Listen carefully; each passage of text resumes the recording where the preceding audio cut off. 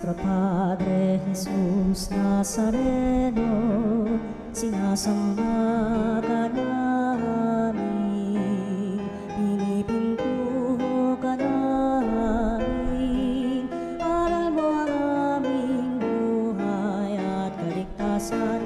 Nuestro Padre Jesus Nazareno, iligtas mo kami sa kamatayan. Ang krus mong pinamatayan ay sagisag ng aming kaligtasan. Nuestro Padre Jesus Nazareno, dinarangal ka namin.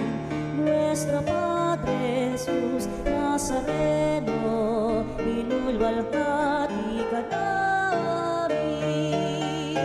Nuestro Padre Jesus Nazareno, inarangal ka namin. Nuestro Padre Jesus Nazareno, inulwalhati ka namin. Douglas Dibadong.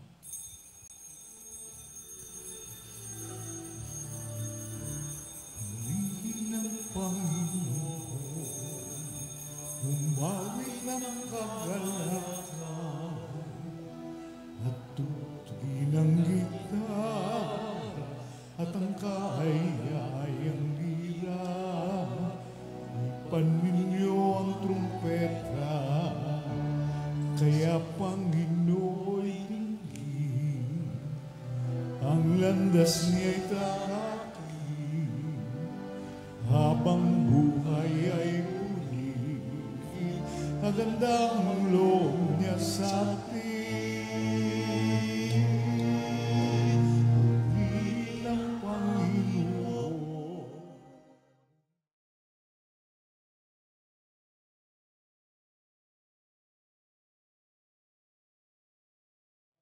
At ang kahayayang lira, ipan ninyo ang trumpeta, ipan na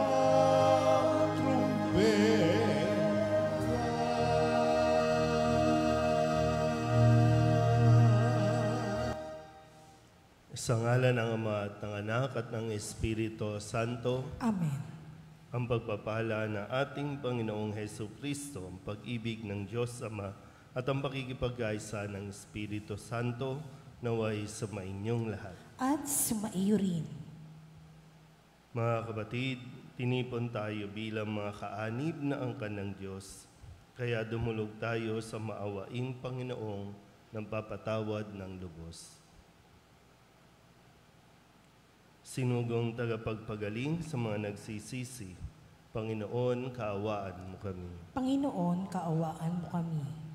Dumating na tagapag-anyaya mga makasalanay magsisi, Kristo, kaawaan mo kami. Kristo, kaawaan mo kami. Nakaluklok ka sa kanan ng Diyos Ama para ipamagitan kami. Panginoon, kaawaan mo kami. Panginoon, kaawaan mo kami. Kaawaan tayo na makapangyarihang Diyos, patawarin tayo sa ating mga kasalanan at patnubayan tayo sa buhay na walang hanggan. Amen. Manalangin tayo. Ama naming makapangyarihan, nilingap mo ang mga walang inaasahan kundi ikaw. Hindi maidarangal at hindi magiging banal ang sino mang sa iyo'y napapawalay. Dagdagan mo ang iyong kagandahang loob sa amin upang sa iyong pamumuno at pangangasiwang magiliw, mapakinabangan namin ang mga biyaya mo sa lupa bilang pagkakamit na namin sa makalangit mong pagpapala sa pamamagitan ni Jesucristo kasama ng Espiritu Santo magpasawalang hanggan. Amen. Magsiupo po lahat.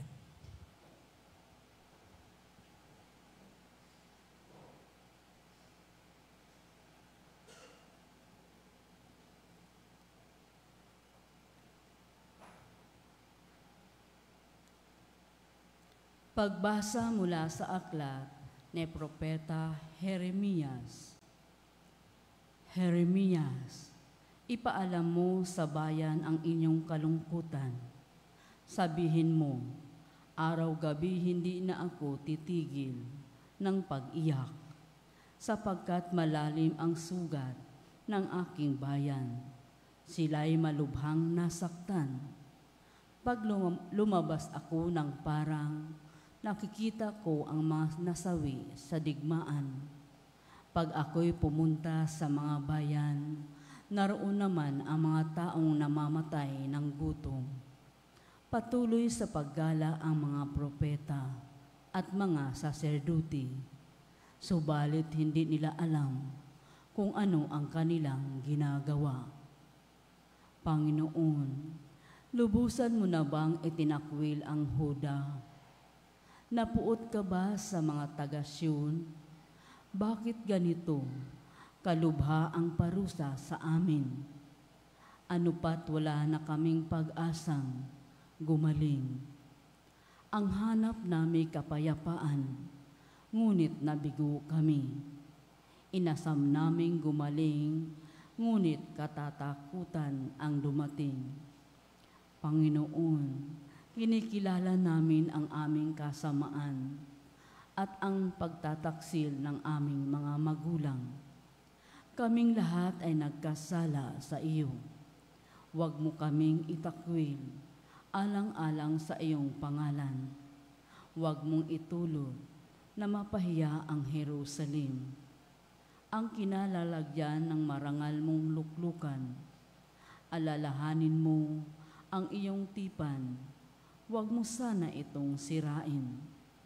Hindi makakagawa ng ulan ang mga Diyos-diyusan ng alinmang bansa.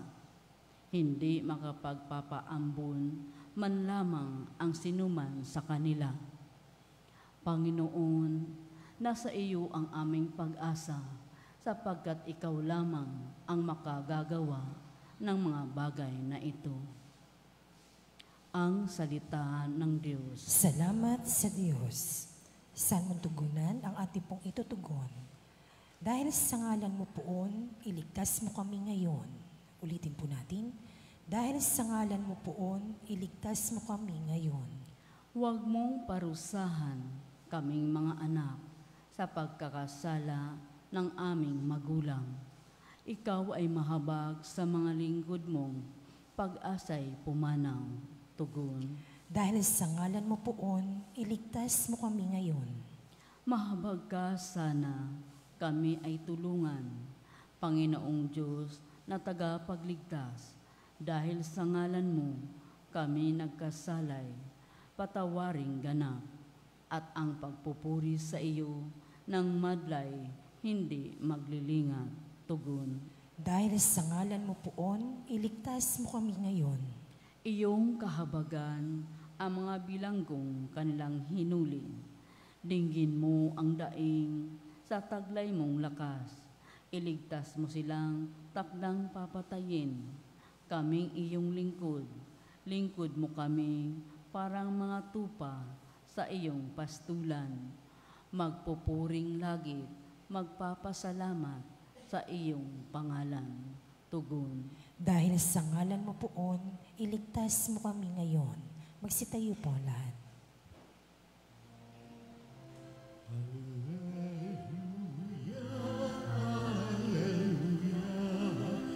Wikain mo, poon nakikinig ako sa iyong mga salita. Alleluia, Alleluia, Alleluia.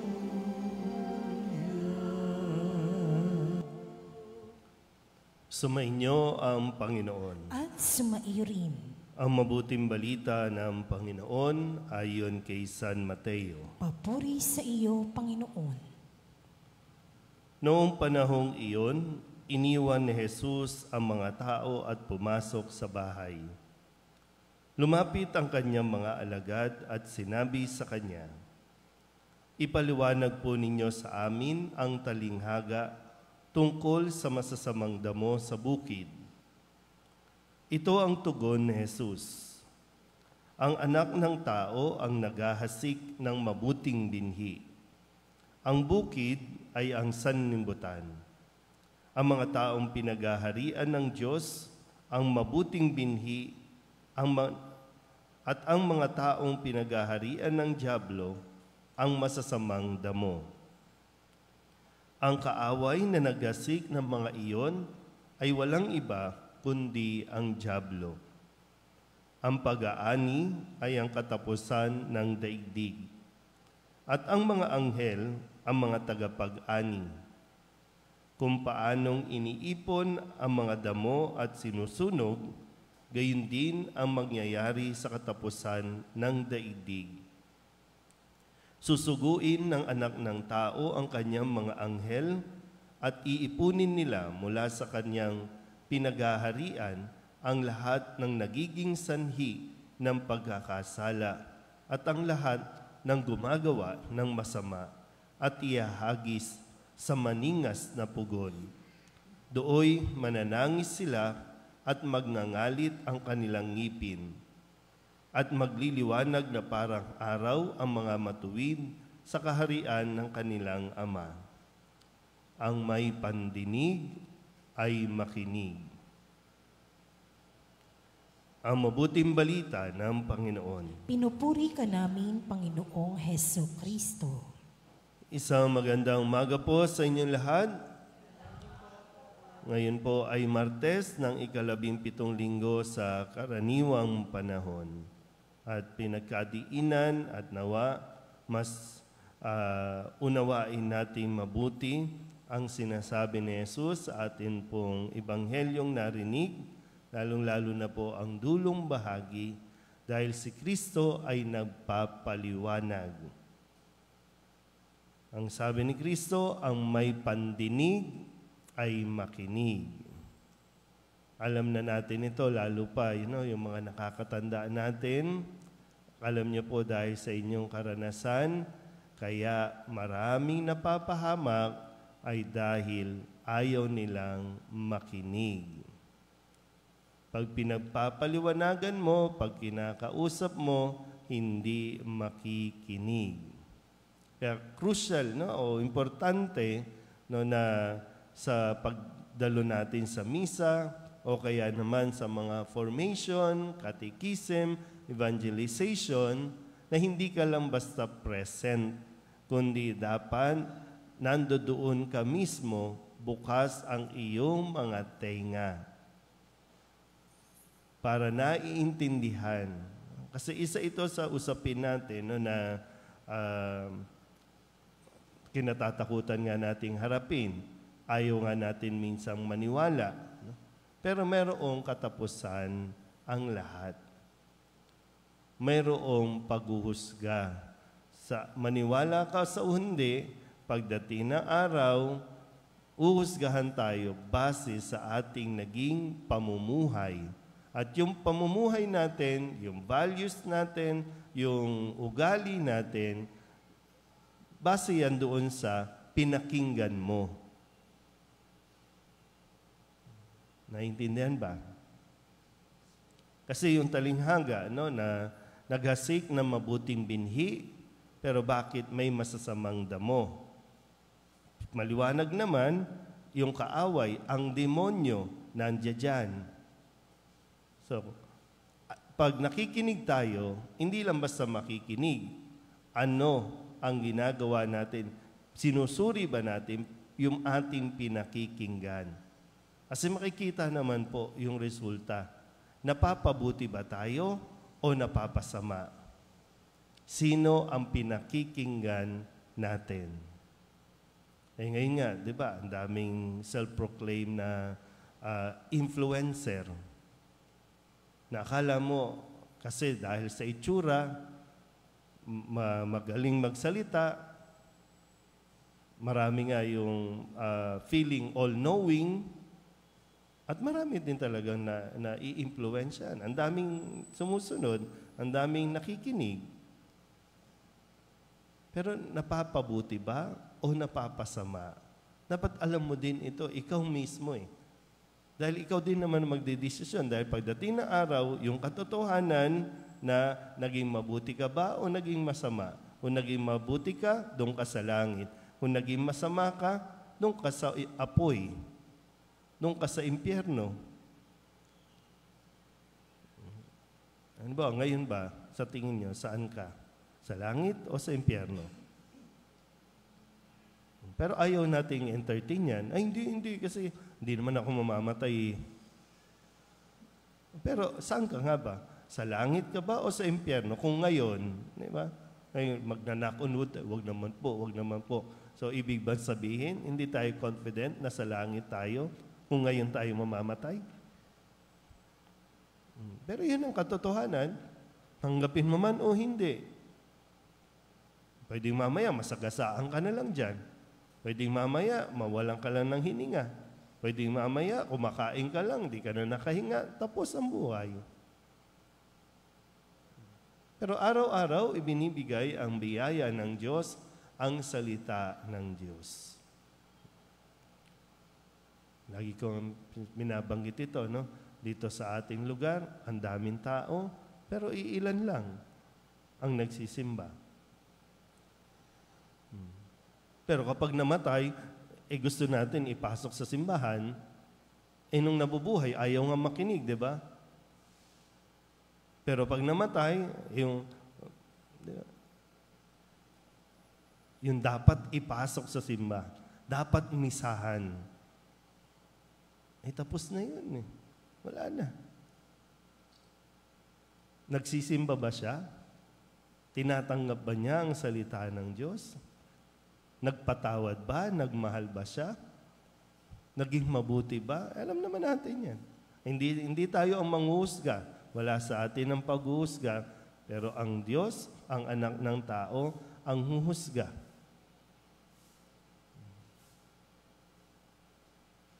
Dati, no? Lagi ko din sinasabi, ano ba? Bakit niya pinipilit ipasok? Nung buhay, ayaw pumasok ng simbahan. Pagpatay, gusto niyong ipasok.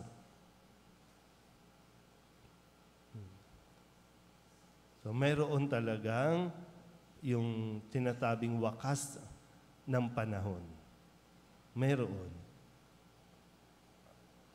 At kung hindi ka pa natatauhan, meron tayong mga nakasamang, mga naging kaibigan, kapamilya, wala na. Kasi namatay na.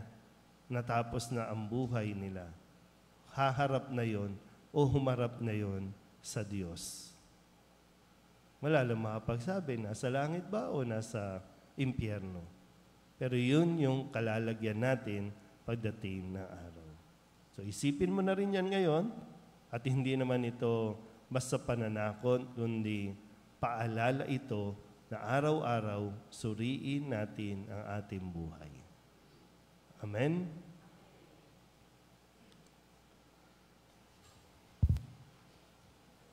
Tinuruan tayo ni Kristo kung paano tayo makapapasok sa kaharian ng langit. Idalangin natin ang pagdating ng kaharian ng langit dahil nababatid nating sumasa atin ang Espiritu Santo na nagpapatnubay sa ating mga panalangin. Ang ating pong itutugon, Panginoon, dinggin mo ang aming panalangin. Panginoon, dinggin mo ang aming panalangin.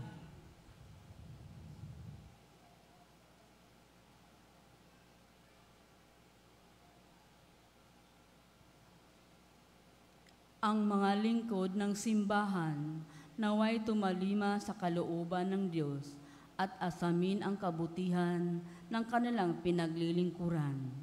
Manalangin tayo sa Panginoon. Panginoon, dinggin mo ang aming panalangin. Ang mga pinagkatiwalaang magdulot ng katarungan at maisakatuparan ang mga batas naway tumingin kay Kristo bilang bukal ng karunungan. Manalangin tayo sa Panginoon. Panginoon, dinggin mo ang aming panalangin.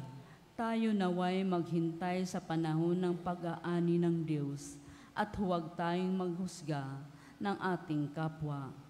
Manalangin tayo sa Panginoon. Panginoon, dinggin mo ang aming panalangin.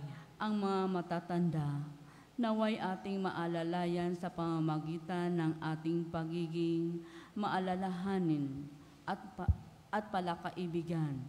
Manalangin tayo sa Panginoon. Panginoon, dinggin mo ang aming panalangin. Ang mga namatay, naway tipunin ng Diyos bilang ani ng kaharian. Manalangin tayo sa Panginoon. Panginoon, dinggin mo ang aming panalangin. Upang mamayani ang kapayapaan ng Ukraine sa Holy Land at sa buong mundo, at ipag-adya nawa ang sangkatauhan sa karahasan, kasakiman, at pang-aabuso ng kapangyarihan na nagdudulot ng paghihirap at kamatayan sa marami. Manalangin tayo sa Panginoon. Panginoon, dinggin mo ang aming panalangin. Upang ang lahat ng mga nagdurusa dahil sa kalupitan ng digmaan ay daglian ng makaranas ng kapayapaan at mabuhay ng may kapanatagan at kalayaan. Manalangin tayo sa Panginoon. Panginoon, dinggin mo ang aming panalangin. Idulog din natin sa Panginoon ang ating mga personal na kahilingan at mga panalangin para sa ating mga pamilya. Kasama din ang mga kahilingan ng mga nanonood sa online. Lahat ng mga misang pasasalamat, espesyal na intensyon, agarang paggaling ng mga may sakit at ang mga kaluluwa na inihiling na ipagdasal sa misang ito.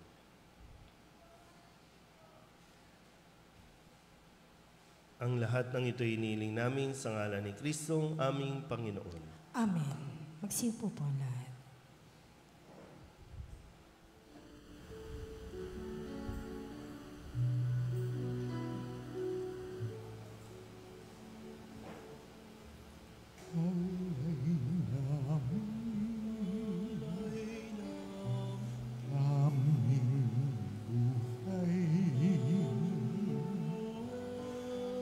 Bawat gala at lumbay, bawat pangarap naming taglay sa palad mo ilalagay.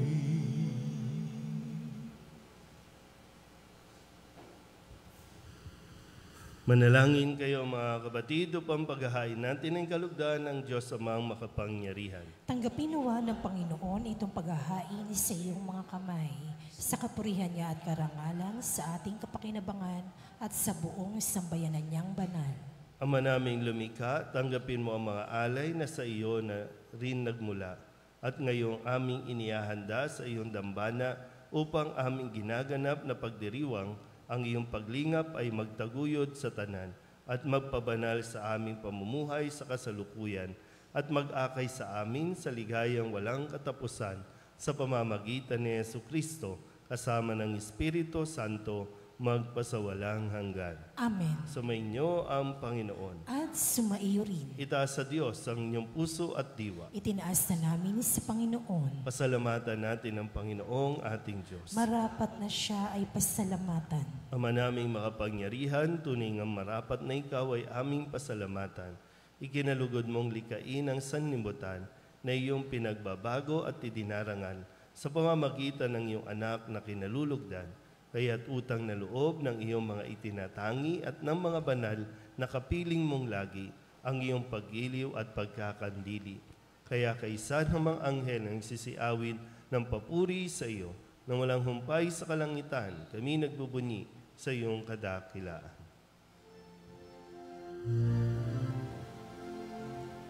Santo, Santo, Santo, Panginoong Diyos na makapangyarihan, napupuno ang langit at lupa ng kaluwalhatian mo.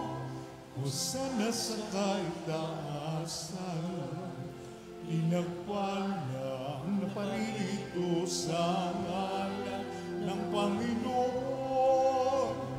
Hosana sa kaitaasan. Ama naming banal, ikaw ang bukal ng tanang kabanalan. Kaya't sa pamamagitan ng iyong Espiritu, gawin mong banal ang mga kaloob na ito upang para sa amin maging katawan at dugo ng aming Panginoong Hesu Kristo. Bago niya pinagtiis ang kusang loob na maging handog, hinawakan niya ang tinapay, pinasalamatan kaniya, pinaghati-hati ni iyon, iniabot sa kanyang mga alagad at sinabi, "Tanggapin ninyong lahat ito at kanin, ito ang aking katawan na ihahandog para sa inyo."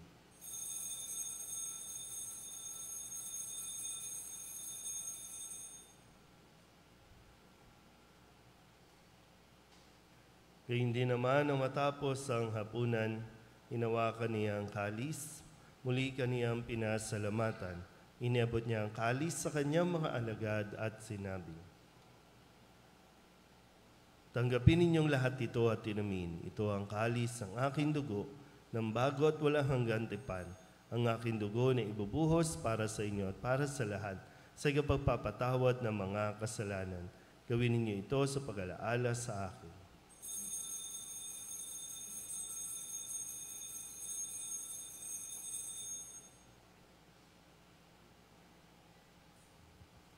Ipagbunyi natin ang misteryo ng pananampalataya. Si Kristo'y namatay, si Kristo'y nabuhay, si Kristo'y babalik sa wakas ng panahon. Ama, ginagawa namin ngayon ang pag-alaala sa pagkamatay at muling pagkabuhay ng iyong anak, kaya tiniaalay namin sa iyo ang tinapay na nagbibigay buhay at ang kalis na nagkakaloob ng kaligtasan. Kami napapasalamat dahil kami iyong minarapat na tumayo sa harap mo para maglingkod sa iyo.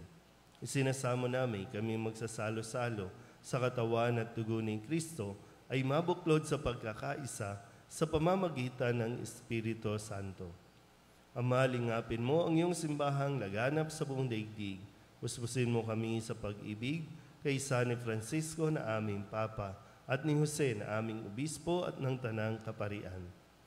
Alalahanin mo rin ang mga kapatid naming nahimlay na may pag-asang sila'y muling mabubuhay, gayon din ang lahat ng mga pumanaw.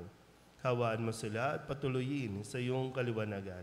Kawaan mo at pagindapating kaming lahat na makasalo sa iyong buhay na walang wakas.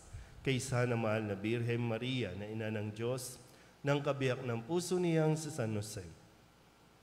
Kaysa ng mga apostol at ng lahat ng mga banal na namuhay dito sa daigdig ng kalugod-lugod sa iyo, may pagdiwang nawa namin ang papupuri sa ikararangal mo sa pamamagitan ng iyong anak na aming Panginoong Hesu Kristo.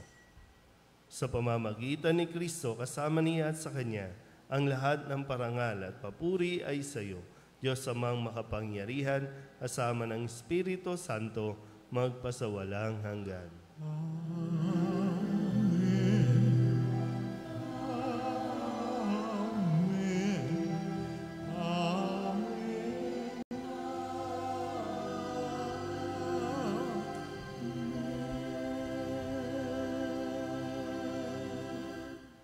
Sa tagubili ng mga nakagagaling na utos at turo ni Jesus sa Panginoon natin at Diyos, ipahayag natin ang lakas loob.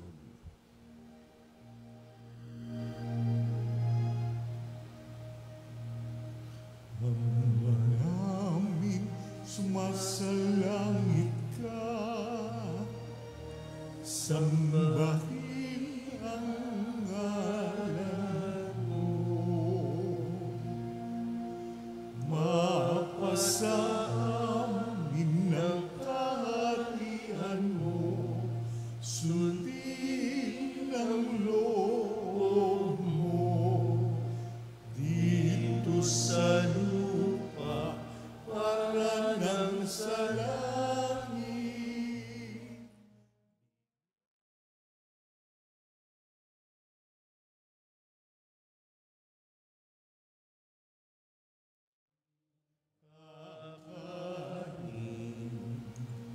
Sa araw-araw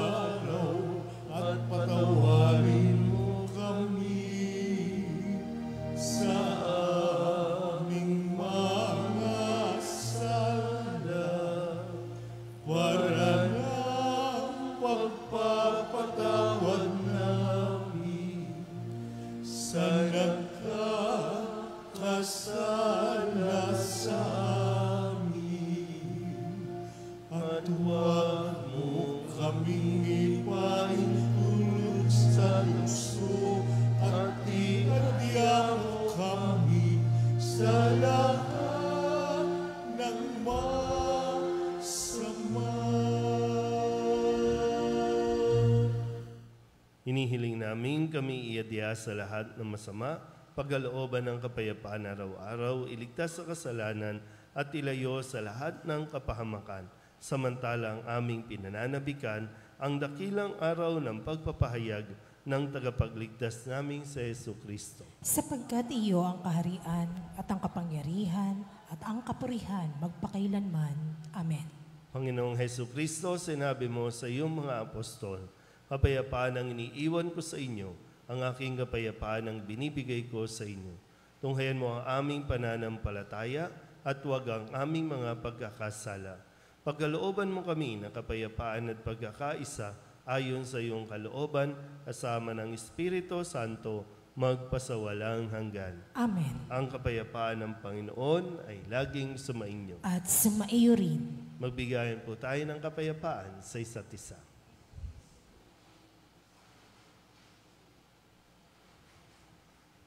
Kordero ng Diyos na nag-aalis sa mga kasalanan ng sanlibutan, maawa ka sa amin. Kordero ng Diyos na nag-aalis sa mga kasalanan ng sanlibutan, maawa ka sa amin. Kordero ng Diyos na nag-aalis sa mga kasalanan ng sanlibutan, ipagkaloob mo sa amin ang kapayapaan. Magsilod po lahat.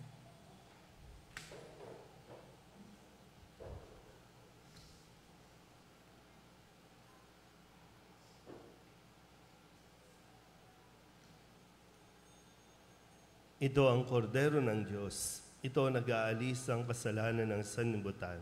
Mapalad ang mga inaanyayahan sa kanyang piging. Panginoon, hindi ako karapat-dapat na magpatuloy sa iyo, ngunit sa isang salita mo lamang ay gagaling na ako.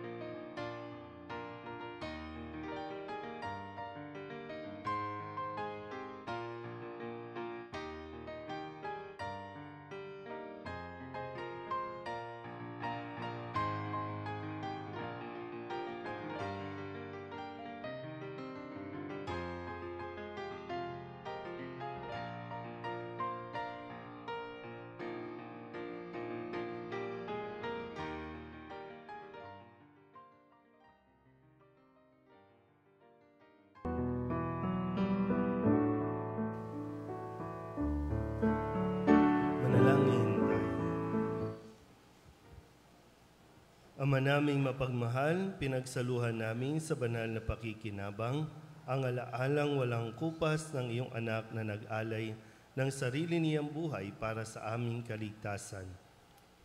Sa ipinamana niya sa aming pagliligtas bilang tagapamagitan kasama ng Espiritu Santo magpasawalang hanggan. Amen. Sumainyo ang Panginoon. At sumaiyo rin. At pagpalain kayo ng makapangyarihang Diyos, Ama at Anak at Espiritu Santo. Amen. Tapos sa banal na misa, humayo tayo sa kapayapaan ni Kristo. Salamat sa Diyos. Magandang umaga po. Good morning, Father.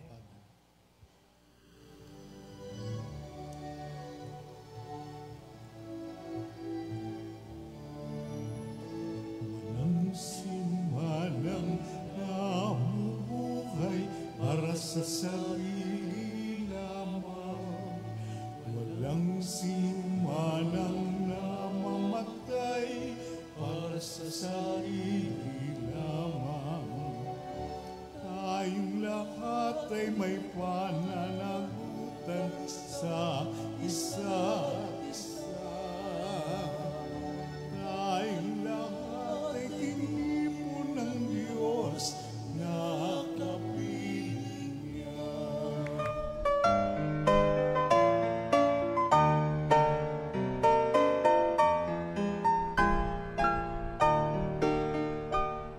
Nuestro Padre Jesus Nazareno, sinasamba ka namin, pinipintuho ka namin, aral mo ang aming buhay at kaligtasan. Nuestro Padre Jesus Nazareno, iligtas mo kami sa kamatayan. Ang krus mong pinamatayan ay sagisag ng aming kaligtasan. Nuestro Padre Jesus Nazareno, dinarangal ka namin. Nuestro Padre Jesus Nazareno, inulwalhati ka namin. Nuestro Padre Jesus Nazareno,